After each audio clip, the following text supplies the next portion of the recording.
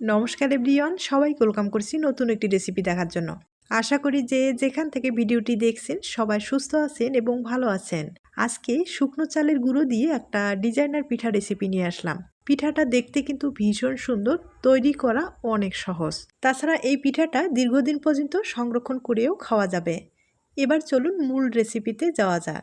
পিঠাগুলো তৈরি করার জন্য এখানে শুকনো চালের গুঁড়ো নিলাম আর সামান্য পরিমাণে একটু সাবুদানা ব্যবহার করব। সাবুদানাটা আমি 10 মিনিট আগে ভিজিয়ে রেখেছিলাম আর খুব ভালোভাবে নরম হয়েছে।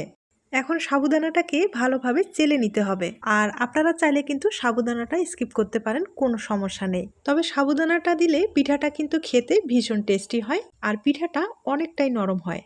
এবার আমি একটা স্টিলের গ্লাসের সাহায্যে সাবুদানাটাকে খুব ভালোভাবে চেলে নিব। তাহলে এই কাজটা খুব তাড়াতাড়ি হয়ে যাবে। আর হাত দিয়ে ভালোভাবে চেলে নিলে হাতের কিন্তু একটু ব্যথা হয়ে যায়, তাই স্টিলের গ্লাসের সাহায্যে কিন্তু এই কাজটা করে নিতে পারেন। খুব ভালোভাবে আমি চেলে নিলাম। আর অনেকগুলো কিন্তু দানা রয়েছে, হয়তোবা দেখে বুঝতে পেরেছেন। এই দানাগুলো থাকলে পিঠার ডিজাইনটা তৈরি করতে সমস্যা হয়ে যেত। এখন আমি এখানে চালের গুঁড়ো ব্যবহার করব। চালের গুঁড়ো প্রায় 50 গ্রামের মতো ব্যবহার করব, তবে লাগলে পরে দেওয়া যাবে।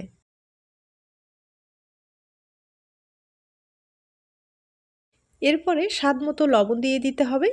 এখন খুব ভালোভাবে মেখে একটা ডো তৈরি করে নিতে হবে। ডোটা অনেকটাই শক্ত হয়ে গেছে, তাই হালকা কুসুম গরম জল দিয়ে একটু ডোটা তৈরি করে নেব। তবে জলের পরিমাণটা কিন্তু একবারে কম করে দিতে হবে।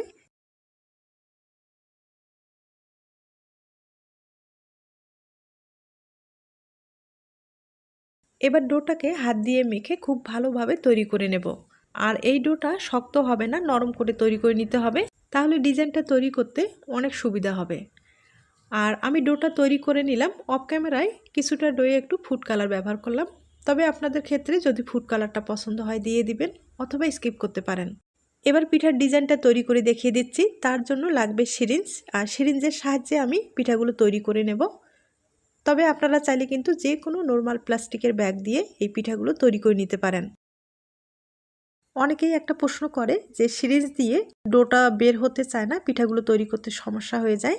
তাদের ক্ষেত্রে একটা কথাই বলবো, এই ডোটা কিন্তু তৈরি করার পরে চেলে নেবেন আর একটু নরম করে তৈরি করে নিতে হবে। তাহলে কোনো রকম সমস্যা হবে না, খুব ইজিভাবে আপনার পছন্দ মতো ডিজাইন তৈরি করে পিঠা বানিয়ে নিতে পারেন। এবার আমি পিঠাগুলো তৈরি করে দেখিয়ে দিচ্ছি। তার জন্য প্লাস্টিক ব্যবহার করব, হালকা করে তেল লাগিয়ে নিলাম। আর এখন আমি পিঠার ডিজাইনটা তৈরি করে দেখিয়ে দিচ্ছি। আর দেখতেই পাচ্ছেন কতটা সহজ, খুব ইজিভাবে কিন্তু এই পিঠাটা তৈরি করা যায়। তবে হাতের